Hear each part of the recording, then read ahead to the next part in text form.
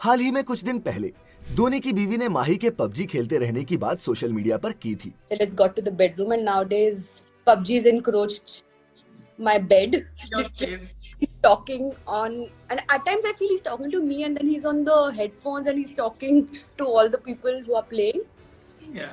And then he's sleep talking also about PUBG nowadays.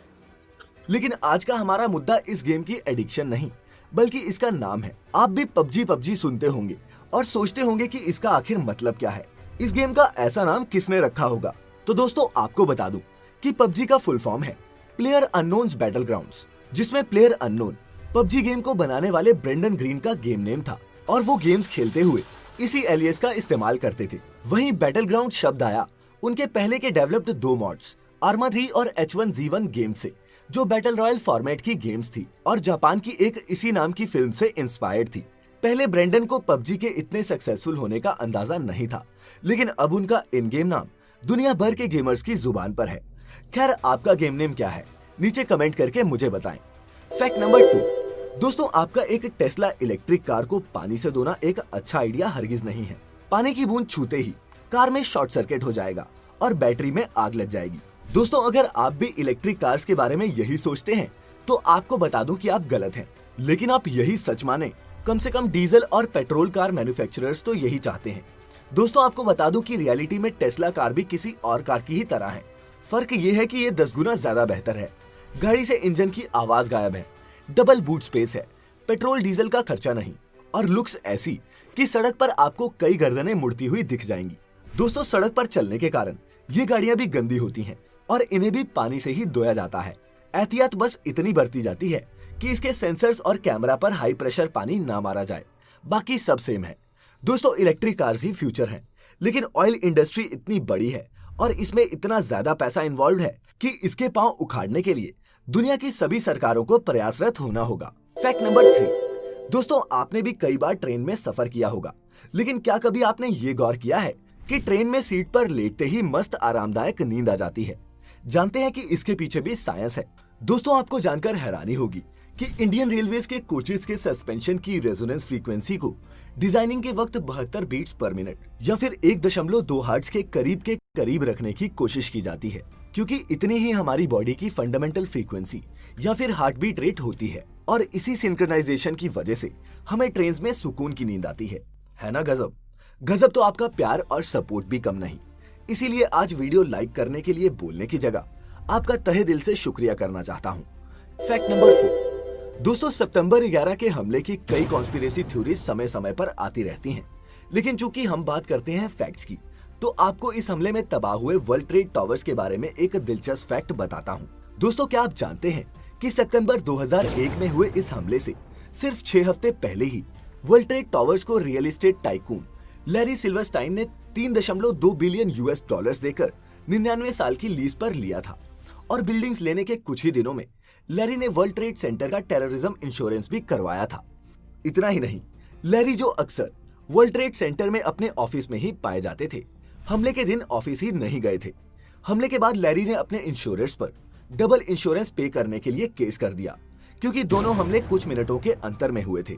Larry ने इस case को court में जीता और उसे कंपनसेशन के तौर पर 4.55 बिलियन डॉलर्स मिले, जो कि टावर्स की ओरिजिनल लीज से बहुत ज्यादा थे। और दोस्तों सबसे खास बात, लैरी सिल्वरस्टाइन वर्ल्ड ट्रेड टावर्स को गिराकर रीबिल्ड करने की बात पहले मीडिया में कह चुके थे। तो दोस्तों 9/11 के हमले से सबसे ज्यादा फायदा इसमें तबाह होने वाले वर्ल्ड ट्रेड सेंटर के मालिक को ही हुआ। फैक्ट्स तो इतने ही हैं, बाकी आपकी रचनात्मकता।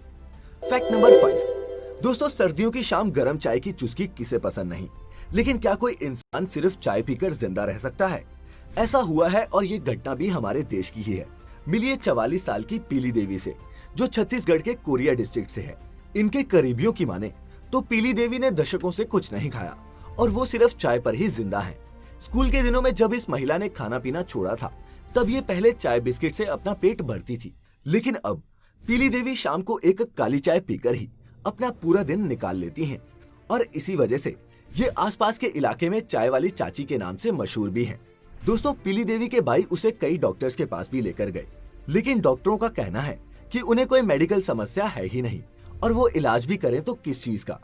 फैक्ट नंबर 6, दोस्तों पिछले दिनों एक पार्क के ओपन जिम का एक हैरान करने वाला वीडियो खूब वायरल हुआ, जिसे देखकर सभी लोग इसे कैमरा पर कैद भूतिया घटना बताकर तरह तरह की कहानियां बना रहे थे।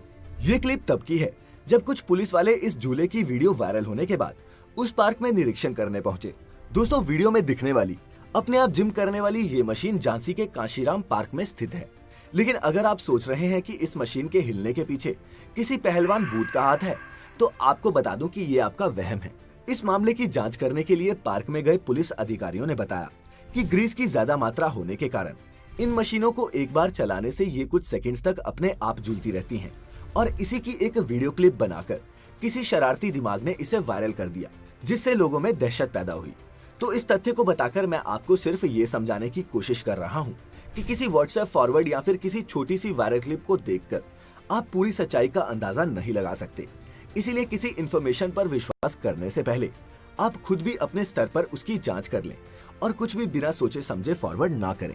कुछ फॉरवर्ड करना ही है तो व्हाट्सएप और फेसबुक पर फैक्टिफाइड की इस वीडियो को करें और कर दें अपने दोस्तों और रिश्तेदारों को भी फैक्टिफाइड।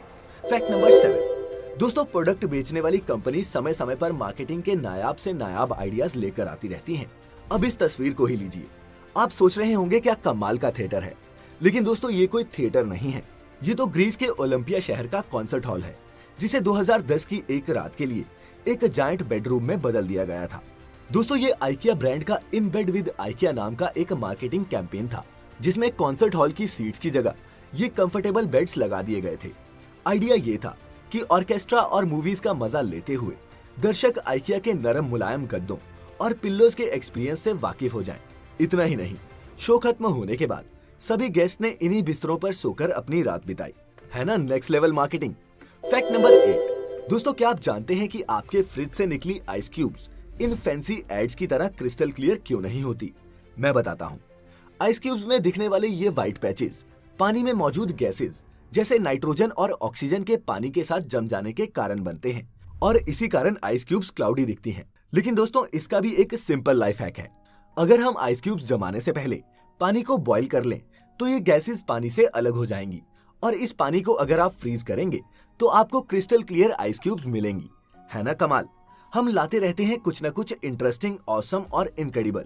हमें पहली बार देखने वाले सब्सक्राइब किए बिना मत जाना।